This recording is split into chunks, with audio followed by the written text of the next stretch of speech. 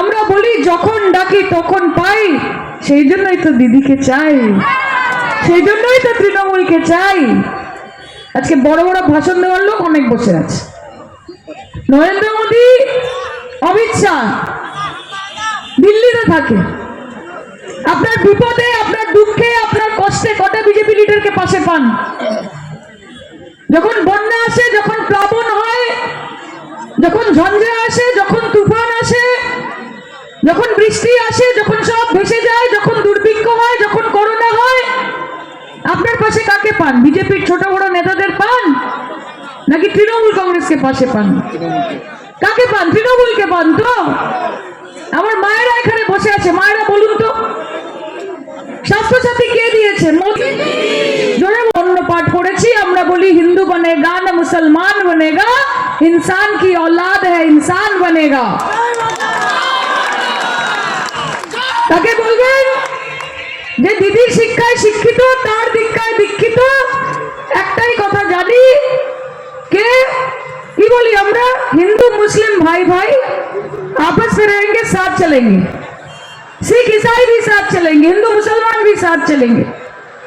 और यहाँ पे अगर आपको लगता है कि आप उत्तर प्रदेश से नेता भेज के, मध्य प्रदेश से नेता भेज के, बिहार से नेता भेज के, हरियाणा से नेता भेज के, राजस्थान से नेता भेज के बंगालियों को उस्काने का काम करेंगे, बंगालियों में दहशत फैलाने का काम करेंगे, अगर आपको लगता है कि यहाँ पे हिंदू मुसलमान में आप विभाजन की राजनीति कर पाएंगे, तो आप बहुत गलत सोचते हैं मोदी जी, क्योंकि ये बंगाल की मिट्टी है, आपके उत्तर प्रदेश की मिट्टी है, बिहार की मिट्टी है नहीं।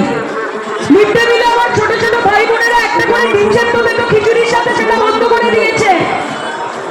রাস্তার টাকা দেয় না, গ্রাম সেবক যোজনা, সর্বশিক্ষা মিশনের টাকা দেয় না, 2 লক্ষ কোটি টাকা আটকে রেখে দিয়েছে বাংলার ন্যায্য পাওনা।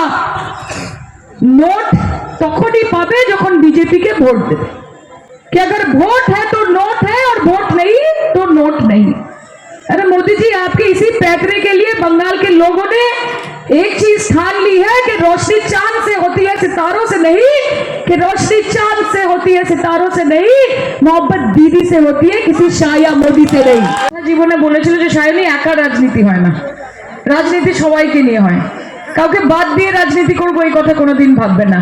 যত এগোবে দেখবে সঙ্গে মানুষ জুড়ছে, সবাই একসাথে আসছে, জানবে সেদিন সার্থক হয়েছে।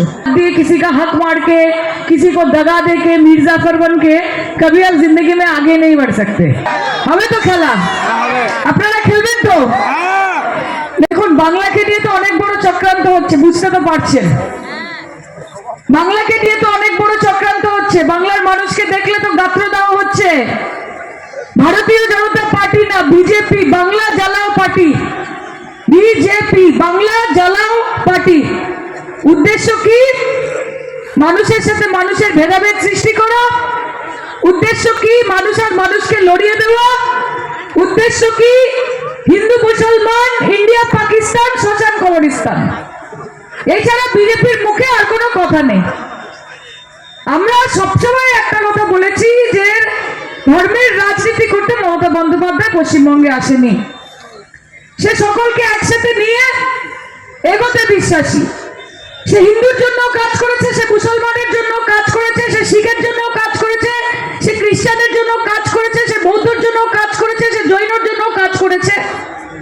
এবং আগামী দিন ওনাকে কে ভোট দিচ্ছে, কে ভোট দিচ্ছে না, কে ওনাকে পছন্দ করছে, ওনাকে পছন্দ করছে না, তার নিরিখে উনি মানুষের উন্নয়ন করবেন না। দিদি সবার দিদি, এখানে উপস্থিত প্রত্যেকটা মানুষের দিদি, তিনি আমাদের বিশ্বাস আছে, বিশ্বাস রয়েছে আপনাদের ওপর, এবং সেই জন্যই আমরা বলি যতই করো এসআইআর, এই বাংলা মমতার মমতার মমতার। জিতছি জিতছি, কেউ নেই, কেউ নেই। ওই মোদি বলে একটা লোক আছে, ওটাকে গঙ্গা জলে ফেলে দেবো। মোদি এর মানে ধর কিচ্ছু না।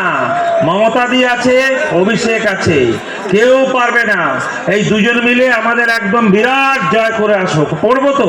আপনারা করবো তো? আপনারা করবেন তো? একদম আমরা জিতছি জিতছি জিতছি, কিছু করার নেই। ওগুলোকে একদম রাস্তার ধারে একটু ভালো করে খাওয়া দাওয়া করিয়ে ওদের পাঠিয়ে দেবো। জিতছি জিতছি জিতছি জিতবো। মমতাদি থাকবে, অভিষেক থাকবে, আর থাকবে। সবাইকে ধন্যবাদ জানাই।